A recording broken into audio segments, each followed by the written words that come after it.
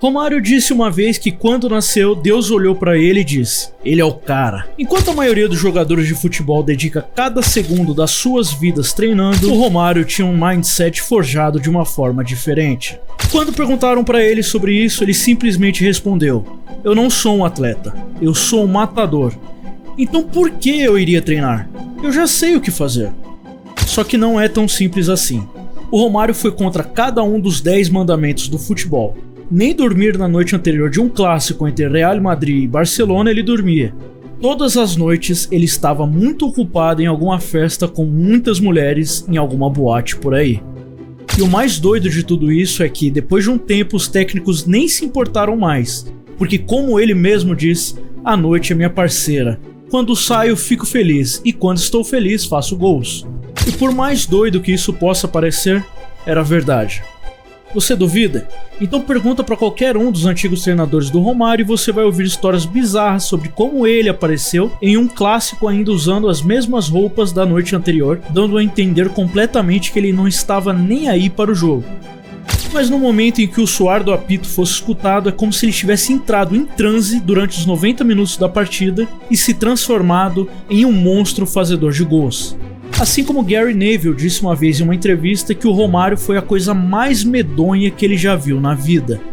Mas o que eu sempre achei muito engraçado a respeito da história do Romário é que, só porque ele festejava muito, todos imaginavam que ele era um bêbado degenerado, mas na verdade é totalmente o contrário. O Romário nunca colocou sequer uma gota de álcool na boca. Basicamente, como Stoichkov disse uma vez, o Romário só quer saber de duas coisas: futebol e poder. E ele não estava mentindo.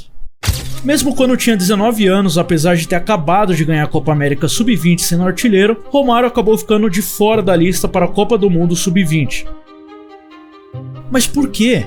Porque o seu empresário ficou muito puto com o fato de que durante os treinos ele passava mais tempo dando em cima das meninas na arquibancada do que treinando chutes para o gol. Mas é preciso entender uma coisa: mesmo com essa idade, ele já era um fenômeno.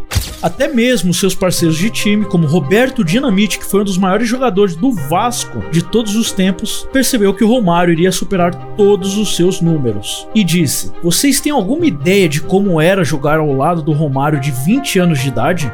A única coisa que você precisava era colocar a bola nos pés dele. De cada 3 bolas que ele tocava, 2 iam parar no fundo do gol.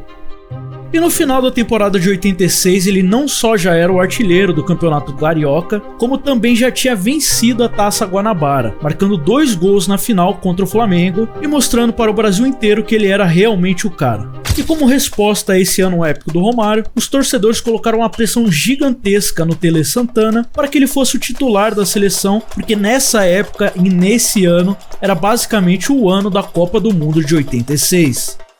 Mas mesmo que o Romário não fosse para a Copa, outra coisa aconteceria: a descoberta do seu maior rival, o Bebeto. Se o Romário era um cara rebelde, o Bebeto era a própria encarnação de um santo temente a Deus. E o Romário levou a melhor em cima do Bebeto, não só liderando a artilharia, mas vencendo na final do Campeonato Carioca de 87. No ano seguinte, Bebeto teve a coragem de superar os números do seu rival, e o Romário não teve outra escolha a não ser humilhar o Flamengo de Bebeto na final de 88, dando um lençol no goleiro e enfiando a bola para dentro do gol, colocando por fim o Bebeto no seu lugar. Depois do jogo, Romário chegou para a imprensa e disse: tenho 22 anos e garanto que ainda vou impressionar muita gente. Pode me cobrar, vou chegar ao 1000º gol. Apenas 8 anos após a aposentadoria do Rei Pelé, Romário tinha se coroado como seu sucessor, mas agora que ele tinha falado, era apenas uma questão de fazer o que tinha que ser feito. E a oportunidade de humilhar o Bebeto mais uma vez veio apenas alguns meses depois, quando o nome dos dois estavam na lista para Olimpíadas. E com muito merecimento, já que o Romário liderava a rivalidade, ele era o titular da seleção, mas com o Bebeto logo atrás, pronto para superar o seu rival a todo instante, marcando quase sempre que entrava em campo. Romário foi forçado aí ao seu limite, marcando 7 gols nas 6 partidas que disputou. Essa é a maior marca desde 1960, com o baixinho sendo considerado o melhor jogador do torneio, apesar da seleção ter caído na final para a imparável seleção soviética. Sem mais nem menos, Romário se tornou o jovem jogador mais cobiçado do mundo, obrigando o campeão europeu PSV a gastar mais de 6 milhões de dólares em sua contratação, tornando o jogador mais caro da história do Campeonato Brasileiro. De saída do Vasco, Romário não perdeu tempo. Assim que chegou no PSV e pisou no vestiário, imediatamente se estabeleceu como o jogador principal da equipe, marcando 26 gols em 34 jogos, conquistando os títulos da Liga e da Copa Holandesa. Sem falar na goleada que ele deu em cima do Real Madrid pela Champions League, marcando 2 gols nos blancos. A respeito de Bebeto, ele também aproveitou ao máximo o seu tempo sozinho no Brasil, assinando com o Vasco para substituir o Romário e fazendo o que ele nunca poderia fazer, levar o Vasco ao título brasileiro que eles tentavam há mais de 15 anos. O mais irônico de tudo isso é que, quando terminaram o campeonato, eles tinham a Copa América para disputar. E como os dois chocaram o Brasil com as suas atuações, o técnico Lazzaroni achou que não poderia deixar nenhum deles no banco, o que significava que agora eles estariam competindo pelos holofotes lado a lado. Assim, cada partida da Copa América foi uma batalha total para ver quem marcava mais gols. Mas, mesmo assim, não importava se o Bebeto conseguisse marcar 2 vezes mais do que o Romário, até porque foi ele que marcou o gol que permitiu que a seleção conquistasse o troféu depois de 40 anos de seca. Então e aí? Quem venceu o duelo? Bom, por mais doido que isso possa parecer, ninguém. Os melhores momentos da dupla aconteceram nas raras ocasiões em que uniram suas forças. Eles deixaram a nação inteira imaginando o que aconteceria se conseguissem deixar a rivalidade de lado. E a prova era que eles só precisavam esperar, não 1, mas 5 anos, porque a Copa do Mundo iria ser disputada nos Estados Unidos. Romário foi para o PSV, arrebentou e marcou 31 gols em 26 jogos, e no meio da temporada fraturou seu tornozelo. Mesmo que ainda fosse o artilheiro da Eredivisie, o PSV acabou perdendo o título da Liga por apenas 1 ponto. Eles dependiam tanto do baixinho que, mesmo quando ele foi flagrado pela imprensa estrangeira jogando bola em uma praia do Rio de Janeiro, quando deveria estar machucado, foram forçados a deixarem isso pra lá e pedirem desculpas pro Romário. Afinal, eles já sabiam que tipo de jogador ele era, e as histórias sobre as festas na sua casa, cheia de mulher, em Eindhoven, tinham se tornado lendárias. Sempre existiu rumores de que ele tinha construído uma versão em miniatura de Copacabana no seu quintal, com areia importada diretamente daqui do Brasil, uma quadra de futevôlei e um grupo de amigos todos sossegados comendo um churrasco e tocando os funks dos anos 90. Eles sabiam que não podiam pedir para o Romário parar com tudo isso, uma vez que ele carregava todo o time do PSV nas costas. Quando a Copa do Mundo de 90 finalmente chegou, as coisas só pioraram para o Brasilzão. Apesar de ter sido convocado ainda machucado para a seleção, o Romário mal conseguia sair do banco de reservas, além de outra coisa ruim ter acontecido: Bebeto também se machucou. Esse acabou sendo o pior resultado da história do Brasil em Copa do Mundo, e para piorar a situação, o tema das lesões recorrentes não desapareceriam tão cedo. Mais de 7 meses se passariam até que Romário voltasse a estar em forma de novo. Ainda que de alguma maneira ele conseguisse levar o PSV ao título, aparecendo do nada para marcar 2 gols contra o Ajax, que permitiu que o time chegasse em primeiro lugar da tabela, além de ter superado o Bergkamp e se tornado o artilheiro do campeonato, mesmo tendo perdido quase metade da temporada. Então, infelizmente, o Romário quebrou a perna e acabou vivendo o que foi simplesmente a pior temporada da sua história. Somente em 92, quase 2 anos após a lesão inicial, ele voltaria a estar em plena forma, mas a essa altura, canais de TV com especialistas em futebol gritando 24 horas por dia que a carreira de Romário já tinha acabado, ele tirou forças do seu interior e batalhou cada partida pela sua recuperação, pensando especificamente na Copa de 94. Então, do nada, Romário começou a temporada com sequência de 19 gols em 13 partidas, incluindo 8 gols em apenas 4 partidas na Champions League, na qual ele acabou levando o prêmio de artilheiro da liga, apesar de ter sido eliminado na primeira fase. Mas não pense que isso fez com que ele desistisse dos seus sonhos. Durante todo esse drama, o Romário continuava festejando todos os finais de semana, mesmo na noite anterior de cada partida. Uma vez ele simplesmente desapareceu. Ninguém conseguiu encontrar ele, nem ao menos se ouviu falar nele durante os 3 dias. Então, do nada, com a maior naturalidade do mundo, ele apareceu no CT enquanto todos estavam treinando. Perguntaram pra ele o que tinha acontecido e ele simplesmente disse: "Tava 17 graus negativo lá fora e vocês vieram bater na minha porta? É lógico que eu não abri. Eu estava hibernando, meu parceiro." Mas de novo, o que eles poderiam fazer a respeito disso? Uma vez o treinador Bob Robson disse em uma entrevista a respeito do baixinho: "Ele era muito preguiçoso, mas eu tinha que colocar ele para jogar. Se eu deixasse ele fora, poderia perder um hat-trick. Ele marcava gols de ângulos impossíveis. Todos nós levantávamos as mãos para o alto e perguntávamos: como é que ele fez isso, meu Deus do céu?" Quer saber outra pessoa que observava tudo isso e se perguntava a mesma coisa? O lendário Johan Cruyff.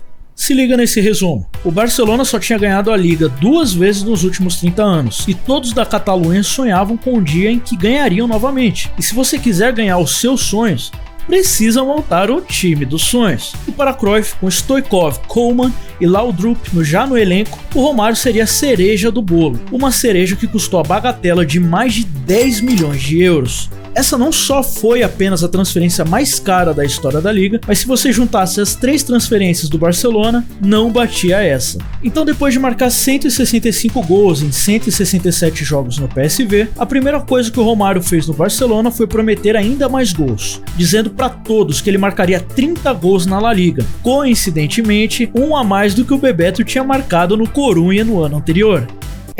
Você achando que a rivalidade tinha acabado, né? Mas jamais. Bebeto não só estava esperando por ele na Espanha, como também já era o artilheiro da liga, levando o Deportivo a terminar em 3º lugar, apesar de ter acabado de ser promovido no ano anterior, dando início à era do Super Depor, uma liga que terminaria entre os 3 primeiros da La Liga em 8 das 12 temporadas seguintes. Mas se Bebeto se sentia seguro naquela época jogando pelo Deportivo, não ia durar muito tempo, porque logo na primeira partida do Romário no Campeonato Espanhol, ele marcou seu primeiro hat-trick, e apenas um mês depois já tinha marcado outro, dessa vez contra o time do Rei, o Atlético de Madrid. Mas no Natal, apesar do Romário ter ficado em 2º lugar no prêmio do melhor jogador do mundo, de alguma maneira o Deportivo ainda estava na frente, então ele teve que dar mais uma vez o seu máximo. E 8 dias após o início do ano, ele marcou um hat-trick contra o Real Madrid. Fato engraçado, a última vez que isso tinha acontecido foi no ano de 1960. Mas se isso era lendário, o que aconteceria em fevereiro seria ainda mais impressionante, como o próprio Cruyff contaria a história. Ele veio até mim perguntando se poderia faltar ao treino, porque acho que era carnaval no Brasil. E conhecendo o Romário, decidi aproveitar dessa situação ao máximo e disse para ele: "Se você fizer 2 gols amanhã, eu vou te dar 2 dias e 2 noites de folga." Aos 20 minutos do jogo, ele já tinha marcado o 2º gol e já começou a fazer um sinal para mim, pedindo que fosse substituído. Ele chegou para mim na beirada do campo e disse: "Professor, meu avião decola daqui a 1 hora pro Brasilzão." Olha, é difícil de dizer que tipo de joguinho mental foi esse, mas o Cruyff com certeza exagerou um pouco, mas não importa, até porque 6 dias depois ele já estava de volta no Barcelona, marcando um hat-trick novamente, e no final do mês seguinte ele já tinha 13 gols em 8 jogos, incluindo mais um hat-trick contra o Atlético de Madrid. Porém, deixando isso de lado, o time dos sonhos ainda estava em 2º lugar, atrás do Deportivo do Bebeto, e só foi aos 70 minutos do último jogo da temporada que o baixinho marcou o gol que colocou o Barcelona na frente do Sevilla por 3-2. Com esse resultado, ele não só arrancaria os títulos da mão de Bebeto, mas marcaria o seu 30º gol no campeonato, como tinha prometido anteriormente. E para tornar tudo isso ainda mais humilhante para o Bebeto, a chance de conquistar o título foi oferecida no último minuto da partida, quando o Bebeto sofreu um pênalti. Bebeto pensou e no final ficou com mais medo do que juízo. No final, ele bateu, errou e acabou entregando o título para o Romário. Mais uma vez, os dois eram completamente opostos. Bebeto pipocou enquanto Romário conquistou o título. Mas não pense um só segundo que a temporada de Romário também foi só rosas. Quando os magos da Catalunha chegaram à final da Champions League, uma surpresa aguardava por eles: uma derrota de 4-0 para o Super Milan da época. Esse resultado até hoje é uma das maiores humilhações da história da liga, mas felizmente para o Romário, a redenção estava esperando por ele na Copa do Mundo de 94. 5 anos depois da primeira vez em que Romário e Bebeto mostraram uma palhinha do que poderiam fazer jogando juntos, eles agora não tinham escolha a não ser apertar as mãos em prol da seleção. E isso só foi possível graças ao Bebeto. Sabe por quê? Porque quase um ano antes Romário tinha sido banido da seleção e só foi trazido de volta porque o próprio Bebeto deixou a rivalidade de lado e convenceu Parreira e o Zagallo a trazer ele de volta. Afinal, era o último jogo das eliminatórias do Brasil e pela primeira vez na história o Brasil não podia se dar ao luxo de perder ou estaria fora da Copa do Mundo de 94, mas felizmente a aposta de Bebeto deu certo. Romário prometeu ao time que marcaria 2 gols e, como ele mesmo diz, pergunte a qualquer um que estava no Maracanã naquela noite. Eles dirão que foi a melhor partida que um jogador de futebol já jogou. Em uma escala de 0 a 10, eu fui o 11. E assim, o Brasilzão estava indo direto para os Estados Unidos. Mas você consegue imaginar a pressão que os jogadores estavam sentindo naquele momento? Já fazia 24 anos que o Brasil não ganhava uma Copa do Mundo, porque o último título foi em 70. A imprensa gringa, que nunca gostou dos brasileiros, fabricavam rumores 24 horas por dia, afirmando que nós não éramos mais o país do futebol. E apesar de tudo isso que aconteceu, Bebeto e Romário ainda se odiavam tanto que até se recusavam a sentar um do lado do outro no avião. Mas algo terrível aconteceu, o que fez eles unirem as forças mais do que tudo. Nas semanas anteriores da Copa do Mundo, a esposa de Bebeto, que estava grávida, foi sequestrada e estava na mira de um cano, quando assaltantes tentaram sequestrar o seu irmão. E pior ainda, o pai de Romário foi sequestrado por 6 dias antes. E de alguma forma, isso uniu os dois pela primeira vez na história do futebol. Eles se uniram e o resultado não poderia ter sido outro. Quando a fase do mata-mata começou, foi finalmente o Romário que deu assistência para Bebeto e o país inteiro pôde ver que a rivalidade tinha evaporado. Quando Bebeto comemorou e todos puderam ler os seus lábios, ele agarrou o rosto do Romário e gritou: "Eu te amo". Dali em diante nada poderia detê-los. Contra a Holanda, Bebeto deu uma assistência para o Romário mais uma vez e driblou o goleiro para marcar o segundo gol. Nas semifinais, Romário marcou o único gol. E na final, para grande desespero de Baggio, os deuses do futebol olharam para o Brasilzão mais uma vez e permitiram que eles vencessem a disputa de pênaltis depois de um empate sem gols. Depois que as medalhas foram colocadas no peito de todos da equipe, tinha 2 coisas que ninguém poderia discutir. Romário tinha sido o melhor jogador do torneio e os dois eram facilmente uma das maiores duplas que o futebol mundial já viu. Mas de certo modo, graças à ascensão de Ronaldo e Rivaldo, eles quase não voltariam a dividir o campo juntos. Ainda assim, no total, nas 23 vezes em que jogaram juntos, eles continuaram invictos e foram responsáveis por 33 dos 48 gols marcados pelo Brasil. Independente disso, mesmo que no final do ano o Romário tenha ganhado o prêmio de melhor jogador do mundo da FIFA, a situação do Barcelona tinha ido pro brejo. Laudrup foi para o Real Madrid. O relacionamento do Romário com o Cruyff ficou cada vez mais fora de controle à medida que ele se tornava ainda mais excêntrico depois de ganhar a Copa do Mundo, e depois de uma derrota por 5 a 0 para o Real Madrid, e com 6 meses apenas da sua segunda temporada, ele já estava voltando para o Brasil, nas palavras dele, em busca de felicidade, o que é outra maneira de dizer que ele estava dando festa sem parar, como ele mesmo diz. A primeira coisa que eu disse a cada presidente de clube foi: "Olha, eu tenho dificuldade para acordar cedo, então eu só treino se for à tarde." E desse jeito foi. Suponhamos que você seja o presidente de um clube e o Romário seja seu principal jogador. Como você poderia dizer não a isso, já que ele era o melhor atacante do planeta naquela época? Quando o Flamengo o contratou, ele literalmente se anunciou dizendo: "Tenho um recado para todos os supostos artilheiros desse campeonato. Assim como minha torcida sempre canta, Romário vem aí e o bicho vai pegar."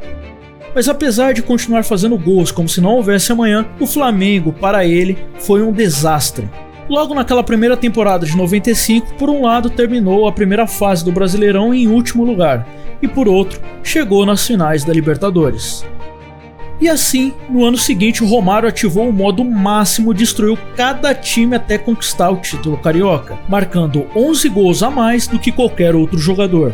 Mas pouco tempo depois, voltou para a Espanha e assinou com o Valência. jogando 5 jogos pelo clube, marcando 4 gols. Alguns jogos depois, ele se machucou numa partida contra o Aragonês e foi emprestado para o Flamengo, completando a sua segunda passagem pelo Mengão.